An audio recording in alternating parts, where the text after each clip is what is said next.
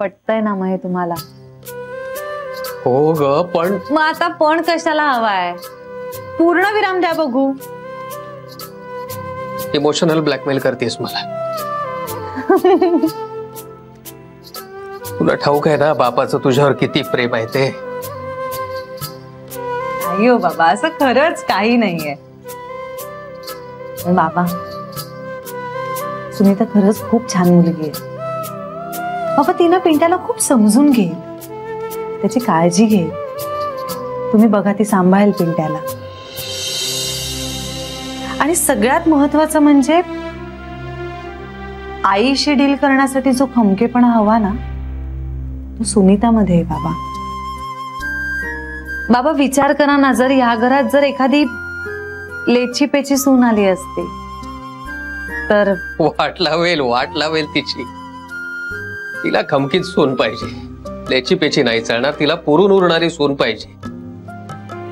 मला जरा काळजीच वाटत होती, हिच्या हाताखाली टिकणार कोण? पळून जायची सून एखाद वेळेस. सुनीता टिकेल बाबा या घरात. खरंच एवढी हुशार आहे ती? खूप हुशार आहे बाबा. आणि मुख्य म्हणजे ना, आपल्या पिंट्यावर तिचं खूप प्रेम आहे. त्याच्याशिवाय संसार होत नाही ग. एकतर प्रेम तरी लागतं, नाहीतर गरज तरी. आणि सुनीताचं पिंट्यावर प्रेमही आहे आणि या घराला तिची गरजही आहे.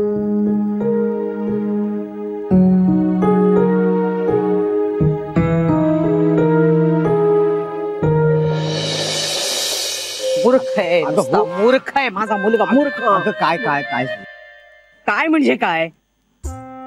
आई एवढी हुशार आणि मुलगा हा असला मूर्ख. अपमान केलास माझा तू त्या हॉटेलवाल्या समोर. काय सांगत होते मी तुला, पैसे देऊ नकोस म्हणून. ऐकलास माझं? ऐकलं नाहीस, पैसे दिलेस त्याला तू. अगं असं काय करते? आपली पावभाजी खाऊन झाली होती, मग देणार ना पैसे? तरी पण देऊ नको म्हणत होते ना मी. आणि नसते दिले आपण पैसे तर काय बिघडलं असतं? काय केलं असतं त्याने आपलं? सांग ना मला. नाही असं कसं करणार, आपण हॉटेलमध्ये होतो. खरंच लाज वाटते मला, असला मुळा पोरगा जन्माला घातला म्हणून. ज्याला त्याला आपले नुसते पैसे वाटत फिरतो. पैसे काही झाडाला लागतात का रे? हा, काही बोलतो नुसता. सगळ्यांना सगळे असे पैसे वाटत. तू थांब ना, पण तू एवढं बराबर कुठे चालली आहेस? कुठे चालली म्हणजे? मी घराकडेच चालले. नको का? अगं म्हणजे आता एवढ्यात नको ना जाऊया घरी. का? मला कोणाची बंदी आहे का माझ्या घरी जायला? आई आता तू वेटरचा राग उगाच माझ्यावर नको ना काढूस. आई मेलं ते दळभद्री हॉटेल. 150 रुपयात 2 पाव. हा, माझं काही चुकलं का? तूच सांग ना मला. पावाला किती पैसे पडतात रे? 2 रुपये. हरपर तर 4 रुपये. ठीक आहे. अगं आई असं काय करते? बरोबर भाजी पण देतात ना ते. अरे हो, पण मग भाजीला किती लागतात? आणि भाजी पण एवढीशी वाढगा बरं भाजी. बरं मी काय म्हणत होते, मी त्याला एवढंच म्हणलं की जरासं तूप घाल. आई बटर. तेच ते रे, तेच. अरे ते गोऱ्यांचं तूपच, आपलं बघूनच बनवलंय त्यांनी. हा, फक्त तुपाचा साजूकपणा नाही त्याच्यात. आई तू पण काय नको त्यात. वेटरने कसं बघितलं माझ्याकडे, बघितलंस का तू? 15 मिनिटं लावली त्याने तूप आणण्यासाठी.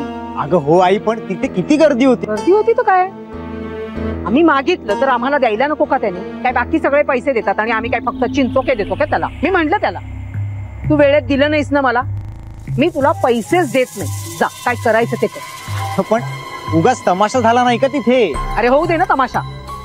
मग काय झालं? मी काय घाबरते काय कोणाला? आणि ते श्रीमंत असले ना तर ते त्यांच्या घरचे, कळलं ना? माझ्या समोर जास्त टिवटिव नाही करायची कोणी. आई चल ना आपण आईस्क्रीम खाऊया मस्त. तिकडचं? हा. नको नको. आपल्या किराणा मालवाल्याकडे आहे ना 10 रुपयांची ती कॅन्डी मिळते बघ, चांगलं असतं ते. फुकट इथे कशाला पैसे घालवायचे रे आपण? 50-60 रुपये तरी लागतील ना. तुला सांगत होते मी त्या हॉटेलवाल्याला पैसे देऊ नको म्हणून, पण ऐकलं नाहीस तू माझं.